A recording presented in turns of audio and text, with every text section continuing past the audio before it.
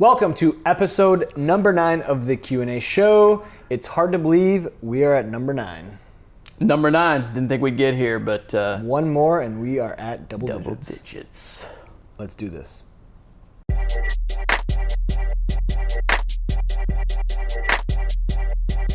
All right, Dave Dreas here with Scott Emick. We have a third person once again Behind the camera. My man Chi Rice, CP. CP, sometimes known as CP, sometimes known as Chris. Just Chris. Just Chris. Things have been going great. Appreciate the questions. We have a good one today. Something that has been asked a couple different times. Yeah. Let's dive into it. Yeah, so Shannon sent in a question here, and she wants to know, why am I sore after a workout?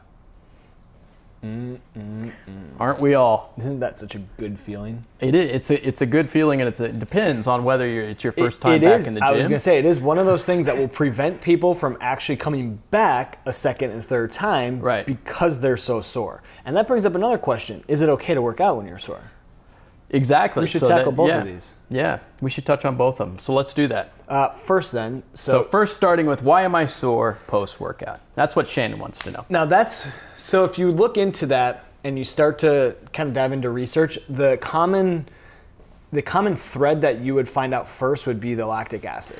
Well, yeah, and that's something that everybody has always talked about. Oh, I've got lactic acid buildup. Right. And I think from what I've gathered just from researching and looking up is that it's kind of a myth. So it really isn't 100% accurate, because the lactic acid that essentially is built up, that's out of your system within an hour or 2 hours from your workout. So that's gone. If you have that DOMS, which is delayed onset muscle soreness, which is that soreness that you feel is at 48, you can't move. 72. Yeah. Yeah, if you have a hard workout, it could be. So it starts to appear between 12 and 24, and then it will last and peak up to 72. It could be 72 hours. Yeah, and disappear there could be days 3 to 5 where days. you're hurting.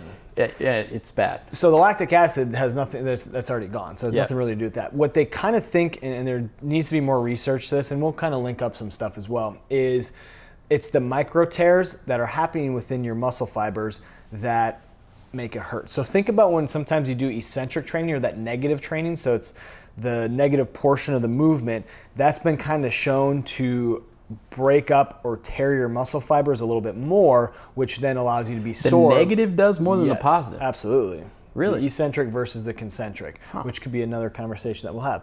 But because of that you're going to have more muscle fatigue. You're going to be sore, and that's kind of what it's known for. So people think that could be a better way of training. Right. Different conversation. But all in all, it's that micro tears that are happening on the muscle. They think that is what's happening, because once again, I think it was our previous episode, we talked about why you'd want to, with protein synthesis, and protein repair and all that kind of stuff. So that's why post-workout's important. But ultimately, you're sore because of the micro tears, the stress you put on your body and muscles that you probably weren't accustomed to.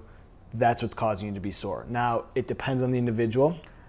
Yeah, it depends on how hard the workout is. I mean, there are a lot of factors here. How in shape the person is, what type of exercise they were doing. If you just did a whole arm workout and you hadn't done an arm workout in a while, or leg workout, same thing, it's going to hurt.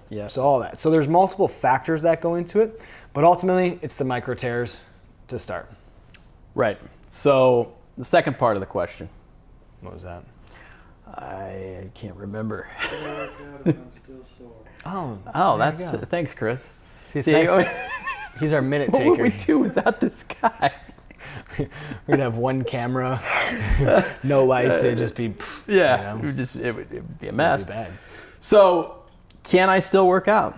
How I would advise people is just if it's your first time working out and that next day you're in pain, I would probably just do a light workout. Light workout is like a light jog, walk, get the body moving just a little bit. Some blood flowing is actually... That's probably the best way of saying it. Yeah.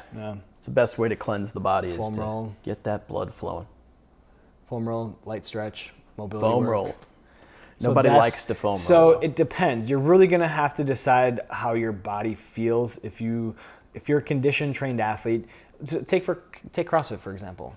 You're essentially doing a lot of the same movements depending on, the programming, but you're doing a lot of the same stuff, day in, day out, week in, week out.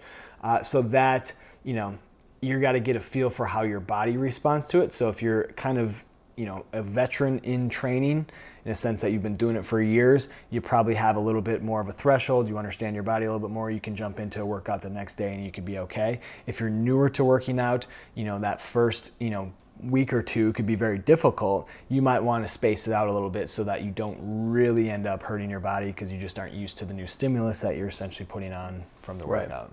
That makes sense.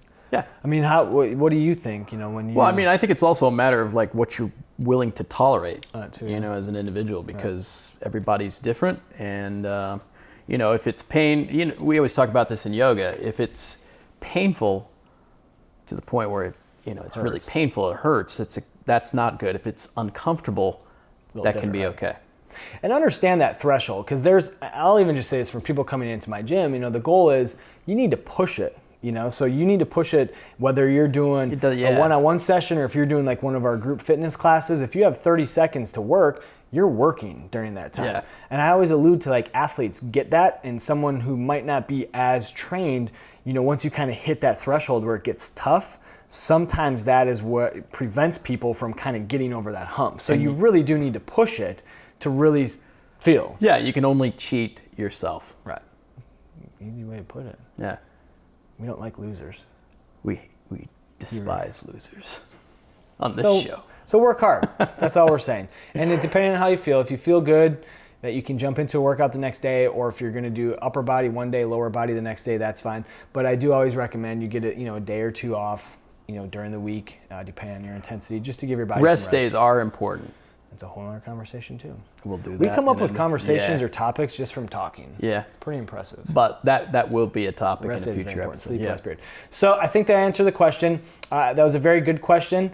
So if you have more questions like that, feel free to drop them below. We will certainly answer them. If you can, follow us on Instagram, follow us on Snapchat, follow us on Facebook, tweet us as well. Yeah. Tweeting us questions, hashtagging Q&A show would work perfectly fine.